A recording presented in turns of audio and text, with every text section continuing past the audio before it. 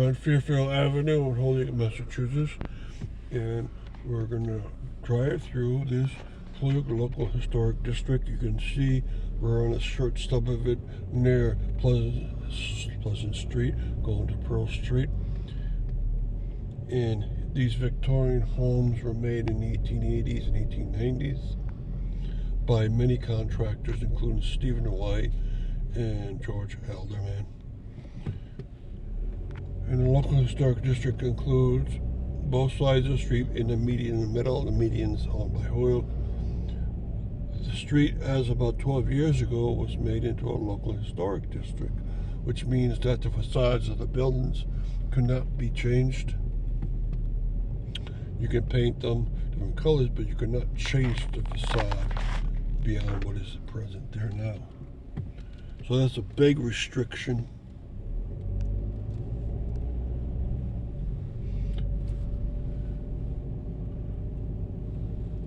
And as we go further up the street towards Northampton Street, you're going to see the houses become even more grandiose. For instance, there's one right to our side, two in a row that are incredibly grandiose. And there was a tour here this year. It was the first tour in about 8 years given on Fairfield Avenue. And that was good because there should be more tours out here.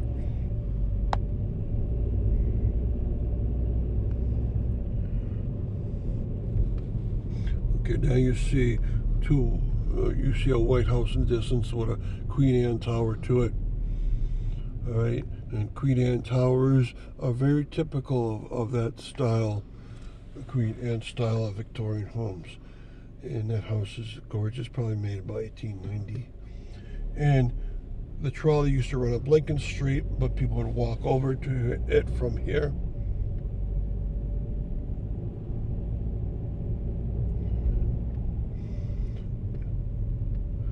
And there's a very nicely painted house over there with a wraparound porch.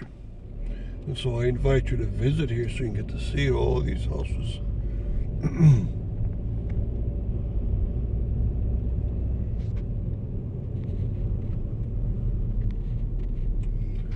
This yellow house in the distance, a Neil Tudor house, or stick style house, was or is owned by the head of the local historic district for Holyoke.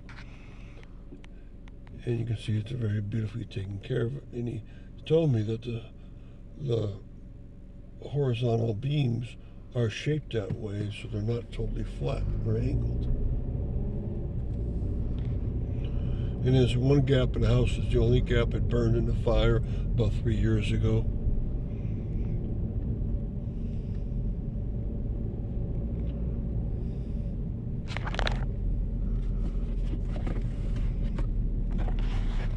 Okay, now to your sharp right, number 72, is a log cabin, right, brought here from somewhere on Northampton Street about 100 years ago because they didn't want to knock it down as another street was put in.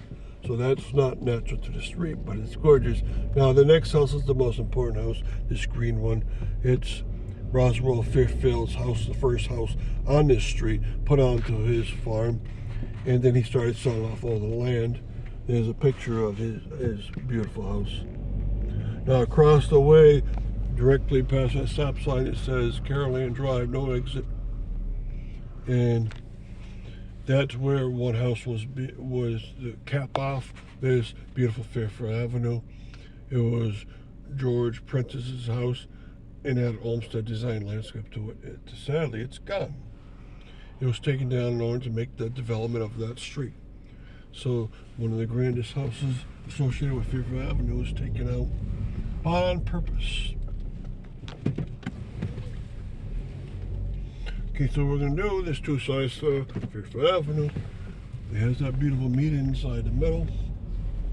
So this person is the next house on the right.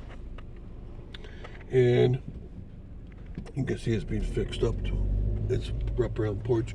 It's very similar to the next one. This is a shingle Victorian home. You can tell by the graphic design of the many shingles. It's a very gorgeous home. And someday, if no one gives a tour up here for a long time, I'll design my home. So we're going on to the median strip again, and we're going to start to see many Victorian homes right in a row. You can see a red one there with a beautiful ocular eye on the topmost floor, even above the attic. And you find these little architectural details that are really gorgeous.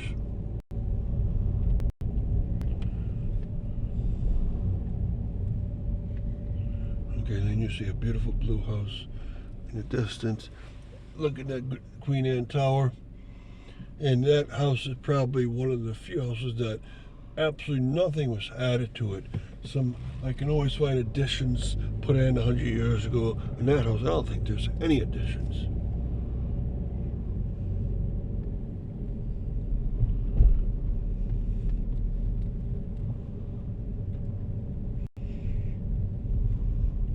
Okay, now there's 4 Queen Anne towers in a row.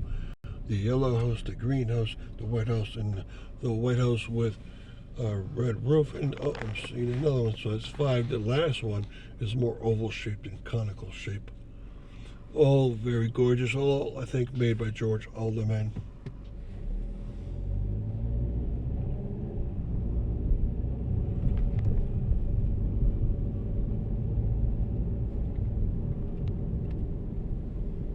Oops, 7 in a row, 8 in a row. So even next to it, so that's 8 in a row with Queen Anne Tower store. This one is made out of, it looks like tin or aluminum.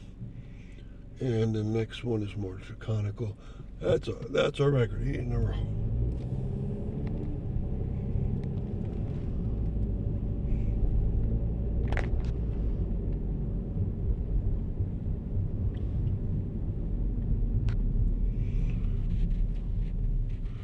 Right now, the historic district